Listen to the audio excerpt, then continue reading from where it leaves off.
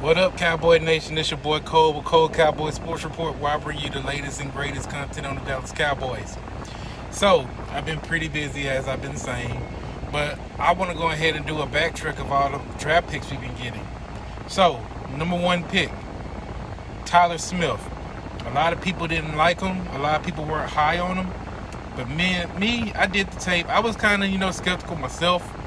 But one thing I have to say is that out of all three of these picks, the Cowboys went for needs and not just ones.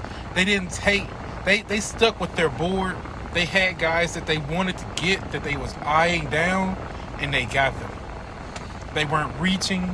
They got the guy that they wanted, and that's how it was. So, starting with Tyler Smith. Tyler Smith from Tulsa. He was a tackle. He's a tackle. I believe they're going to go ahead and put him at left guard. I like it, man. Besides the penalties, which is very coachable, a lot of people want to compare him to Connor Williams because he led, he's very high on penalties. But it's a difference between Connor Williams' penalties and what Tyler Smith can do and how his penalties work. Tyler Smith is a very aggressive offensive lineman. He's a finisher. You know what I'm saying? The way of the techniques, the way he uses his hands, that's coachable. The reason why Connor Williams was so bad with the penalties, because he was getting beat. And every time he got beat, he committed a holding penalty. That's what Connor Williams was doing. Connor Williams was getting destroyed. And, you know what I'm saying, if it's to a point where he got caught with holding, that's where he was getting beat. Connor Williams, compared to this guy is better than Connor Williams. So and he has a ceiling. His ceiling is high. And I'm looking forward to seeing how he progresses. He's not going to be perfect. We expect him to make mistakes. It takes 3 years to see a true development from a rookie. So we just got to give him time. Number 2, Sam Williams. A lot of people was upset. Well, they didn't hate the pick. They just felt like we should have gotten Nicolby Dean while he was on the board. And I'm going to get into the Nicolby Dean issue later. But Sam Williams, I knew we was going to draft him. He was a guy that Dan Quinn already was working out with in their pro day. When you have a defensive coordinator work out and, do an individual workout with a particular person, that means he's high on him. That was Dan Quinn's pick. I knew they were high on Sam Williams. He had red flags because of a sexual assault. Hey, let me just say this. And I'm just going to say this and I'm leaving it alone.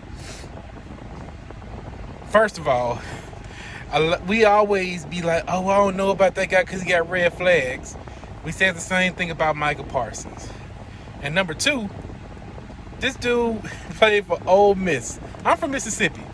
Ole Miss is not high on Negroes being in that school first. And if he was talking to a white girl, them sexual assault charges that was dropped, by the way, could have been a lot of things, man. You know what I'm saying? I'm not going to bash. I just know, how Mississippi is. I live in Mississippi. I'm from Mississippi. I live in Atlanta now, but I'm from Mississippi. And I dealt with it my whole life. You just got to watch who you know what I'm saying? You just got to watch it. He could have been in one of those situations. We don't know. But we got to just put that to the side. That's none of our business. And just pray that he, keep his nose clean. I mean, yeah, we had that issue with second round picks always having an issue. I know it. I get it.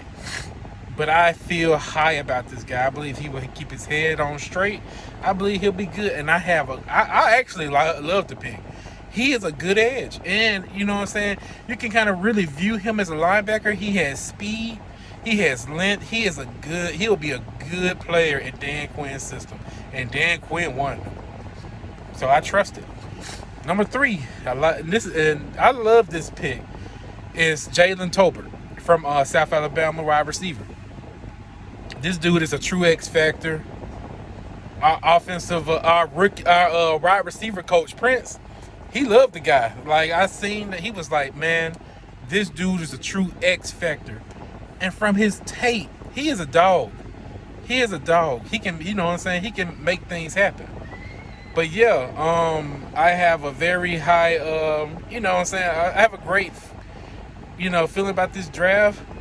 And I also feel like, hold on, my daughter over here. Yeah, and I also feel like, today we will go for a tight end.